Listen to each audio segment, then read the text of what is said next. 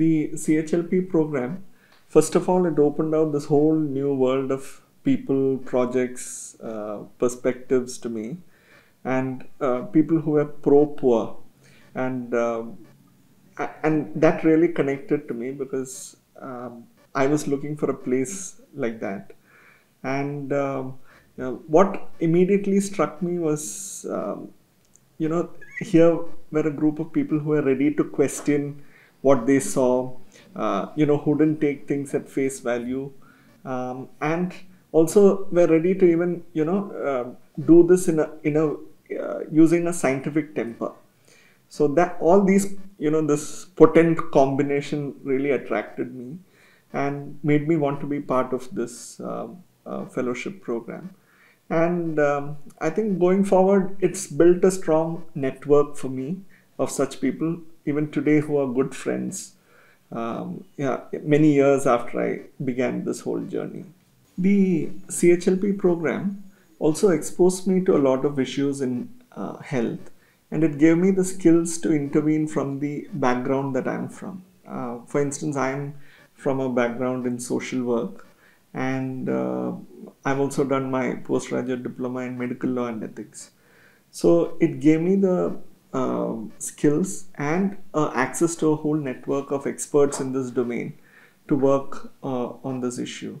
For instance, I was interested in this whole intellectual property rights and how it affected people's rights, access to medicines. For a person with my interest, it gave me the whole opportunity to go the whole distance, understand the issue, talk to experts, and actually initiate campaigns in this area.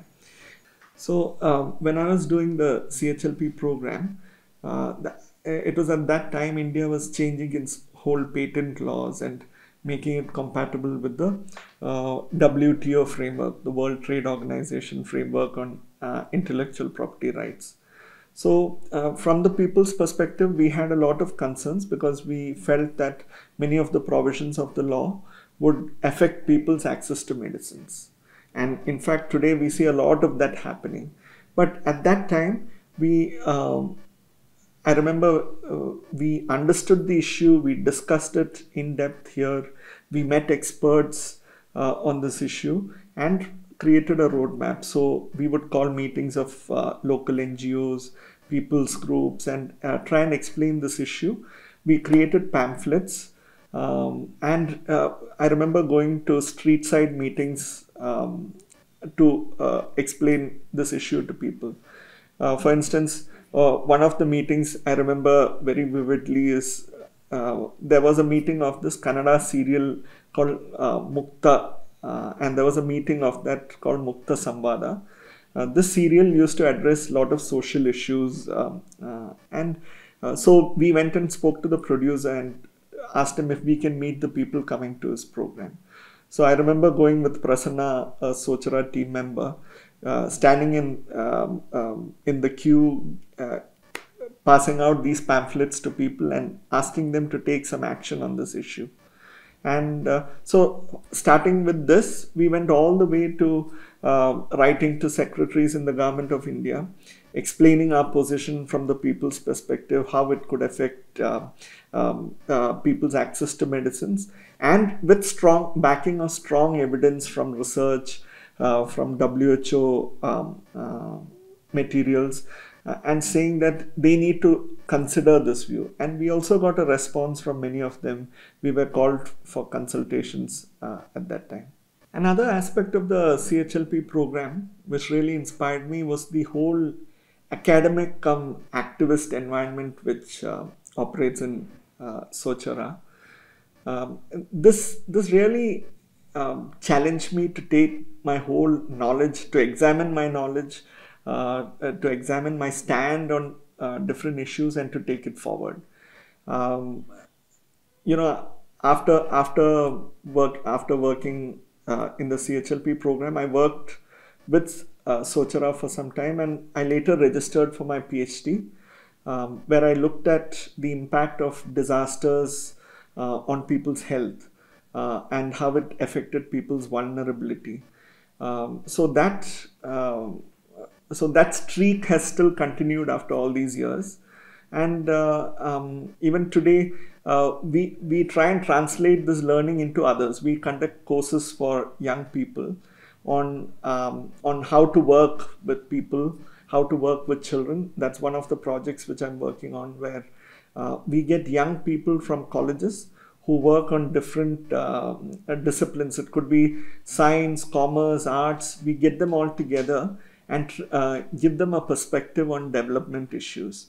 And we also give them an opportunity to work with us on these issues.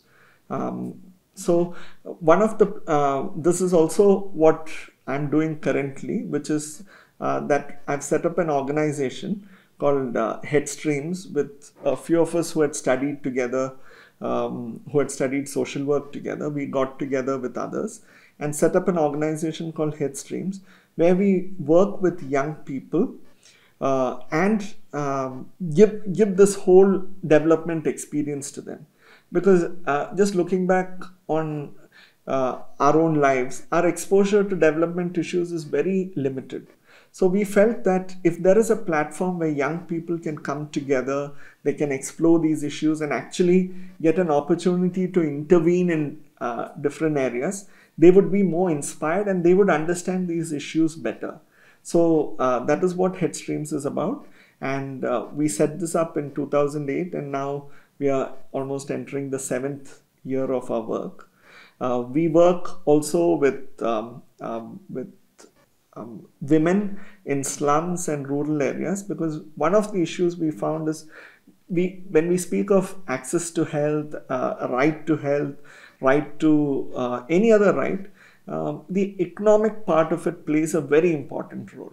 And the more you get involved in communities, you see the whole economic need and what they actually require of you and want your support in. One of the key areas is livelihoods. So we started working on livelihoods as an issue. So we train women in slums to actually examine their livelihood strategies, to look at their and we do it from a whole. We don't do it as an employment training, we don't do it as a business training, but we have a whole strategy to it which derives from the whole approach to livelihoods, which has been developed over the years. So the whole CHLP program, the experience that I got here was really inspirational. I remember one of the things that stayed with me even after I left the program was the whole power of young people to make a change. I mean, all those experiences of working with other teammates of other CHLP fellows, and what we could do as a group together stayed with me. So, so even when we started Headstreams, one of the key areas that which we developed into the organization was that Headstreams would be a place for young people to come and explore development issues, and a place where they could intervene together. And we've kept that going strong, and today we have over 120 volunteers who volunteer with us, young people from colleges who volunteer with us every week to intervene in different programs in slums and low-income areas of the city.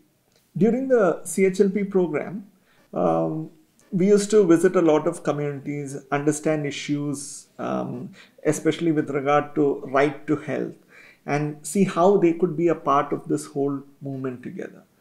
And one of the issues that constantly kept coming during these meetings with the communities, especially with women, many of whom were the head of the households, was that the need for better livelihoods, the need for economic stability. So that is another area which we address as part of Headstreams, is that we form self-help groups of women and train them to re-strategize their livelihood and to ensure that they are able to maximize their work and returns on work. In CHLP,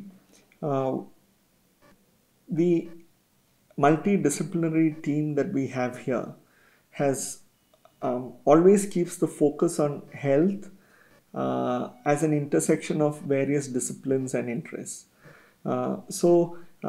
For me, coming from a social work background, I could relate to this very easily.